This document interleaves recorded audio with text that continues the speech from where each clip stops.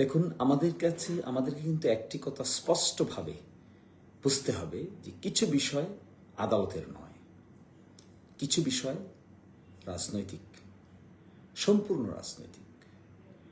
বাংলাদেশের কোনো আদালতের পক্ষে কিছু বিষয় আছে যেগুলো ডিটারমিন করা সম্ভব নয়, যেগুলো উত্তর দেওয়া সম্ভব নয়, যেগুলো সমাধান দেওয়া সম্ভব নয়। আর কিছু বিষয় আছে আদালতে যায়, আদালত ডিসাইড করে কোনটা ঠিক, কোনটা বেঠিক, কোনটা রাইট, কোনটা রং, কোনটা সঠিক, কোনটা বেঠিক, কোনটা আইনসম্মত, কোনটা আইনসম্মত নয়। এটা আদালতের সাবজেক্ট ম্যাটার। এখন যদি আমরা রাজনীতিকে আদালতের সাবজেক্ট ম্যাটার বানাই আর আদালতের সাবজেক্ট ম্যাটারকে রাজনৈতিক সাবজেক্ট ম্যাটার বানাই, তাহলে এটি স্রেফ ভুল পদক্ষেপ হয়, রং স্টেপ হয়। ভুল পদক্ষেপ রাজনীতিতে সাংঘাতিক ধরনের রিস্ক ডেকে নিয়ে আসে। এটি বোঝার ঘাটতি।